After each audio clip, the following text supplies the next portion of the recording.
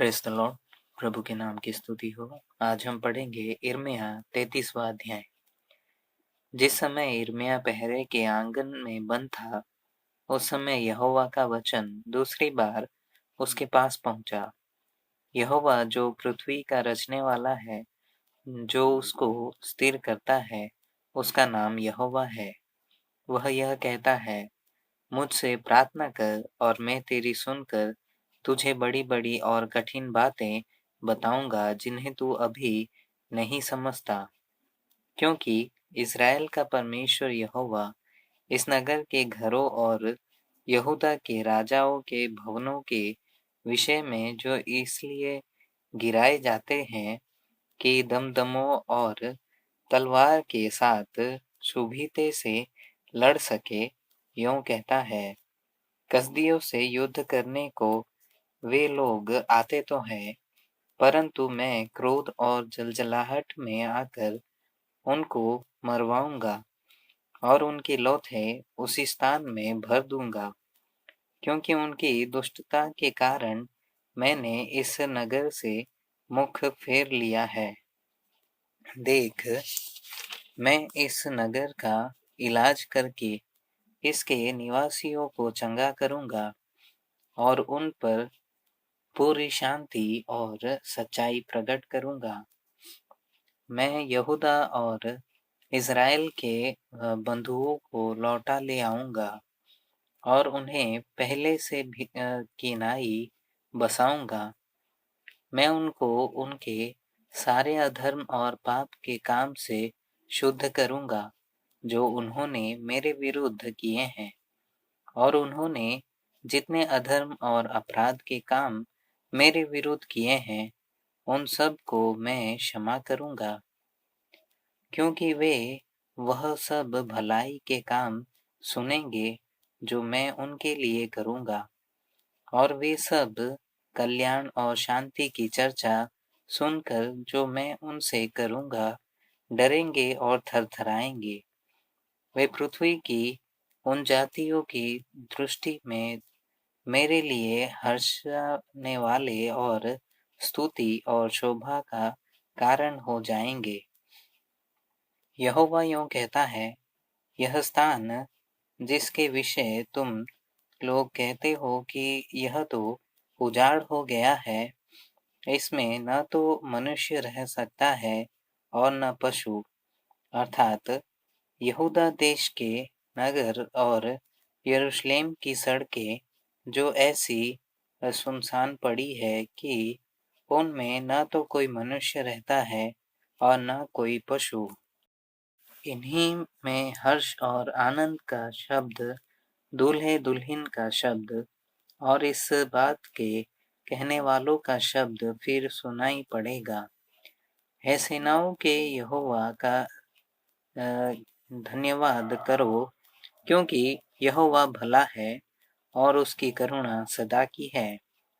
और यहोवा के भवन में धन्यवाद बलि लाने वालों का भी शब्द सुनाई देगा, क्योंकि मैं इस देश की दशा पहले की नाई ज्यों की त्यों कर दूंगा।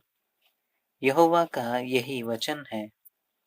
सेनाओं का यहोवा कहता है, सब गांव समेत यह स्थान जो ऐसा उजाड़ है कि इसमें न तो मनुष्य रह गया है और न पशु, इसी में भेड़ बकरियां बैठने वाले चरवाहे फिर बसेंगे।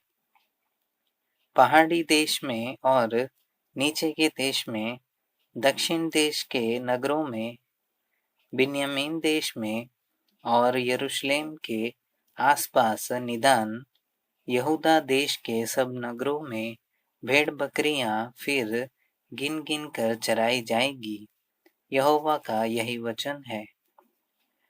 यहोवा की यह भी वाणी है, देख, ऐसे दिन आने वाले हैं कि कल्याण का जो वचन मैंने इज़राइल और यहूदा के घरानों के विषय में कहा है, उसे पूरा करूंगा। उन दिनों में और उन समयों में मैं दाऊद के वंश में धर्म की एक डाल उगाऊंगा और वह इस देश में न्याय और धर्म के काम करेगा। उन दिनों में यहूदा बचा रहेगा और यरूशलेम निडर बसा रहेगा और उसका नाम यह रखा जाएगा, अर्थात यहोवा हमारी धार्मिकता।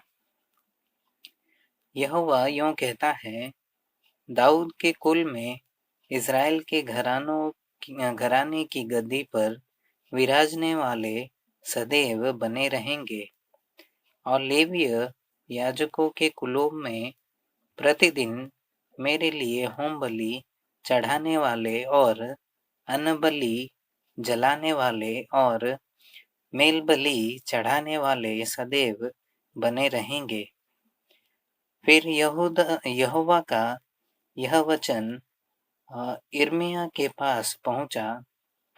यहोवा यूं कहता है, मैंने दिन और रात के विषय में जो वाचा बांधी है, जब तुम उसको ऐसा तोड़ सको कि दिन और रात अपने अपने समय में न हो, तभी जो वाचा मैंने अपने दास दाऊद के संग बांधी है टूट सकेगी कि तेरे वंश की गद्दी पर विराजने वाले सदैव बने रहेंगे और मेरी वाचा मेरी सेवा टहल करने वाले लेवीय याजकों के संग बंधी रहेगी।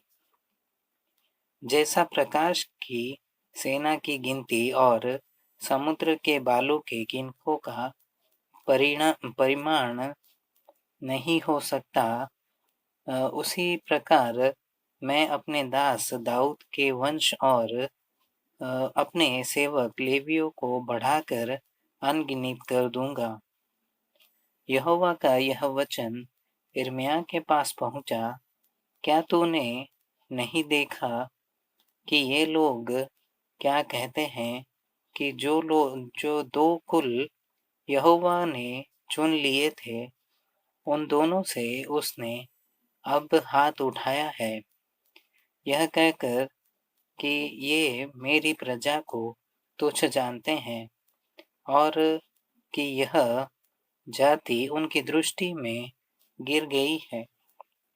यहोवा यूं कहता है, यदि दिन और रात के विषय मेरी वाचा अटल न रहे और यदि आकाश और पृथ्वी के नियम मेरे ठहराए हुए न रह जाए, तब ही मैं याकूब के वंश से हाथ उठाऊंगा और इब्राहिम, इसहाक और याकूब के वंश पर प्रभुता करने के लिए अपने दास दाऊद के वंश में से किसी को फिर न ठहराऊंगा, परंतु इसके विपरीत मैं उन पर दया करके उनको बंधुआई से लौटा लाऊंगा।